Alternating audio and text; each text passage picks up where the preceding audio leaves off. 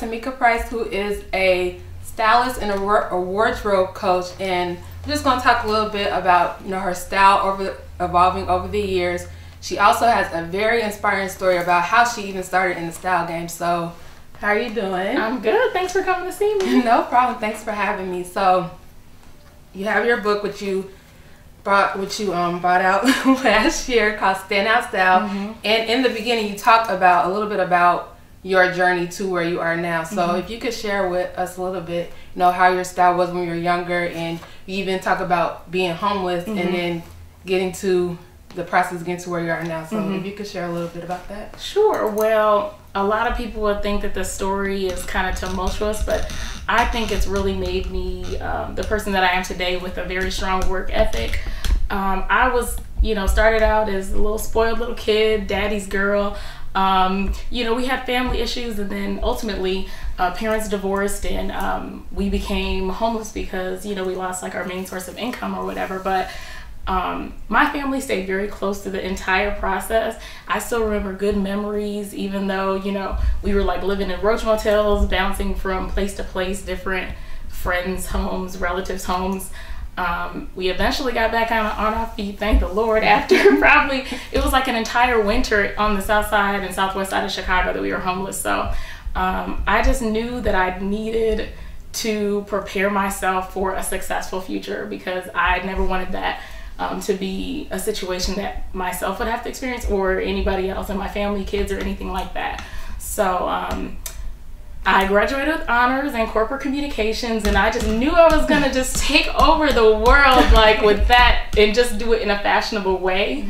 I never knew that I was going to be able to make a career based on wardrobe styling. I just knew I wanted to work in business. So after being in the corporate sector for a couple of years after graduation, I had gotten laid off, and I was a little bit excited because, I hate to say it, but I don't know, maybe it's something about my generation.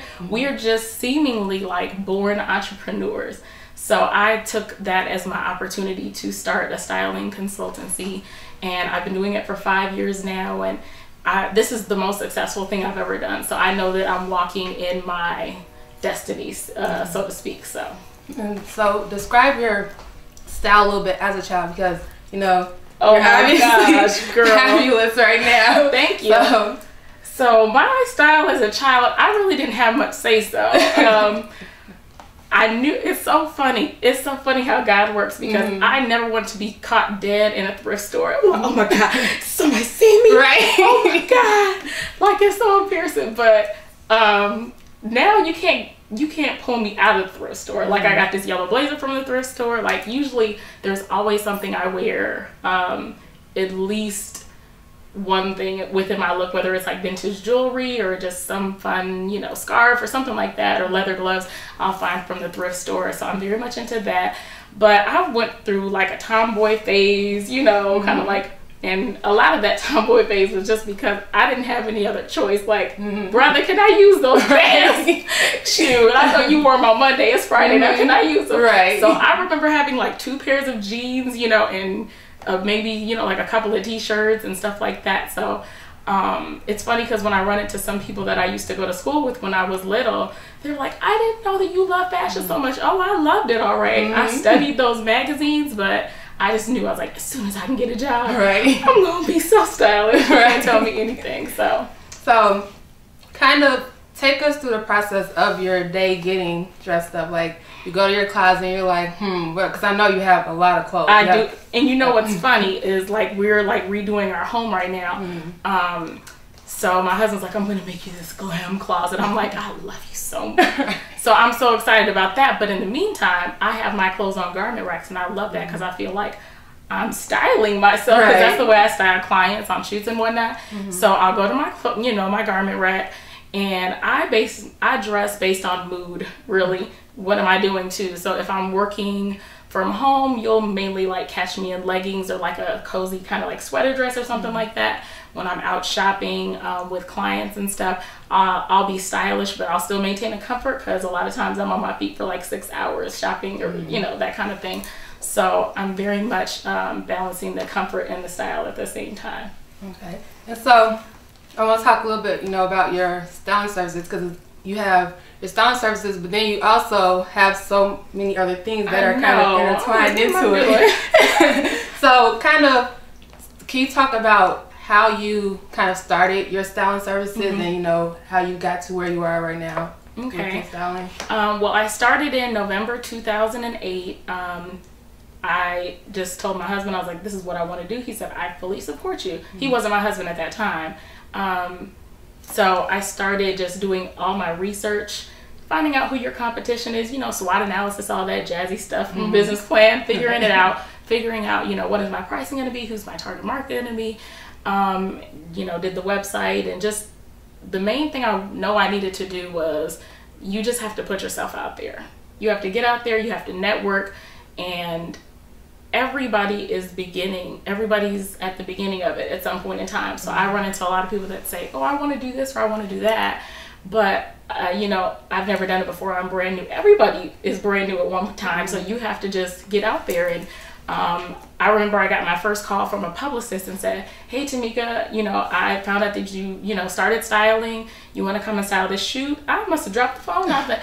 I was so geeked because I had just started doing this like maybe 2 to 3 weeks ago. So from always shopping and networking with fashion people, I still, within 3 weeks of starting it, building relationships, I had clothes to pull from. So it's being a stylist in Chicago or anywhere, it's all about your relationships. Who do you know? Who's going to trust you to, you know, let them use your garments, or whether it's retailers, designers, or boutiques. So that's my main advice for anybody who wants to be a stylist. And then can't be shy. And then you have your Dangerous Curves Ahead, which started a couple years ago as well. And it's a yearly event, and you always donate to a women's organization, but now you have your own organization, which is the Aline Foundation. So can you talk about the two a little bit? Sure. So Dangerous Curves Ahead, it started 2009. So it started probably about 4 or 5 months, after I started my styling consultancy, because I said, hey, I want to do something that is going to give back and help me just expand my audience a little bit more. So I always tell people, I swear, I was laying in bed one morning, and it was after I was laid off, you know, I still was very motivated. I got up every morning, I worked out, I still, you know, did my thing and started working on my business. But God just told me, like, you have to just do a big event and, you know, embrace and empower women of all shapes. So once I got that message, I wasn't going to be afraid of it. I just started researching and planning and executing. So that's been our 5th annual is coming up Saturday, May 4th at Room 43 in Chicago. And the not-for-profit organization, I just launched that in last year. So what we do is we partner with different women's shelters in Chicago, just women in need. They don't even have to be homeless. They can, you know, so many people are one paycheck away from being homeless. So if you're a woman in need and you want to make over, feel free to go to alinefoundation.org and send us your story. We love to do, you know, just head-to-toe makeovers. So my board is composed of different hairstylists, makeup artists, videographers, photographers, and we're just about empowering women. So it's so much goodness that goes into feeling good. And it's really from the inside and from the outside. And then in addition to the fashion portion of that, we also do like career development training. So we'll go in and do workshops on how to start your own business, because not everybody is meant to work for somebody, you know, how to, you know, present yourself properly in an interview, and following up, and just job developing and training, and, you know, career enhancement overall. And so I think that's really wonderful, because I feel like women need that kind of support from other women to see that out there is just really amazing. So you have your book, Standout Style, which you came out with last year, and kind of talk us through a little bit of the process, because it's like a little guide you could take around with you, and it's chock full of a lot of information. Because I read through it, I was like, oh yeah, okay. Especially like the shopping portion, you know, trying everything on, all that stuff. It's kind of things that you know you're supposed to do, but you're like, oh, you need somebody to tell you again, right? I don't want to try this one. You're in the rush. So just kind of talk about your book. So Standout Style, I knew I wanted to put it out there that I'm an expert on this subject. So after styling for, 4 or 5 years, I decided it was time to, not only talk about style and fashion for everyday women and give people practical tips, I wanted to also share my story because I wanted people to connect with me.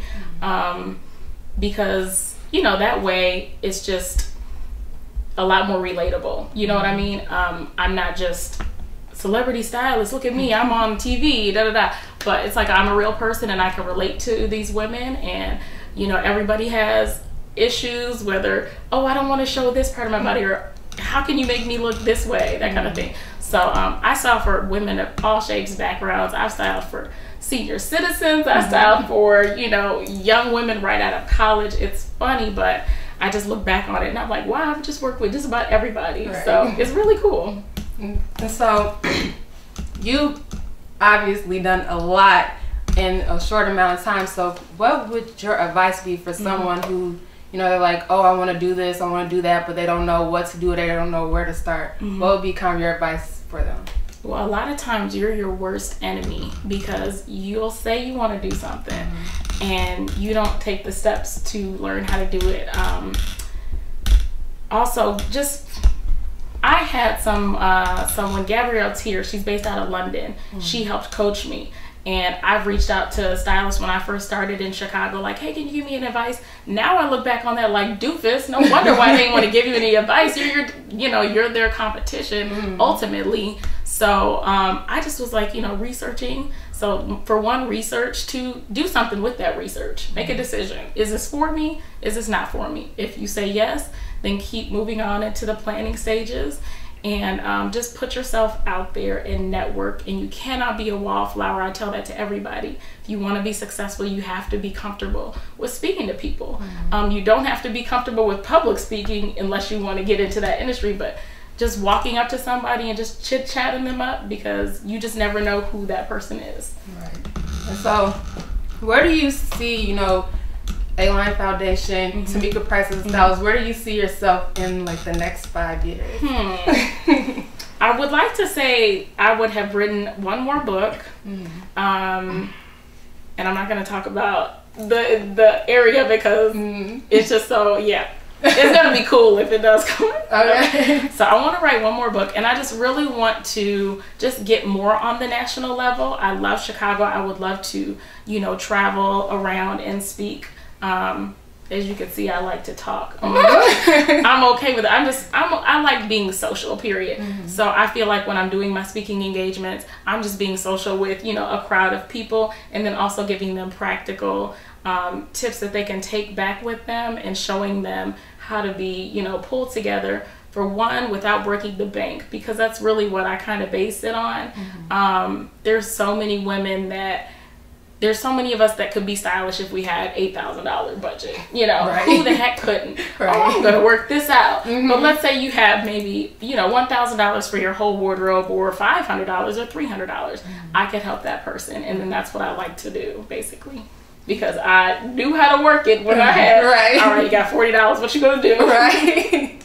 So I just want to thank you again for sitting down and talking to me, because I think your story is so inspiring, and it shows other women that, no matter what life throws at you, if you just keep on going, you can get wherever it is that you're trying to get to. So I want to thank you again for talking to me. It was so fun. And where can we find you around the web? Whoa. Okay. I'm everywhere. So if you don't find me, something's wrong with your Google. So I have, for speaking engagements, TamikaMariaPrice.com. For styling and just you want me to come check out your wardrobe or help you polish that up, that's AlineChicago.com. I'm on Twitter and Instagram at AlineChicago. Facebook, Aline Style Services. I'm everywhere, y'all. So just hit me up on Google, and you'll see it pop up. Okay, so thank you again, Tamika, for talking to me, and I will see you guys in the next video. Bye. Things that I love, and there's some people that hate that about me, but that's too bad.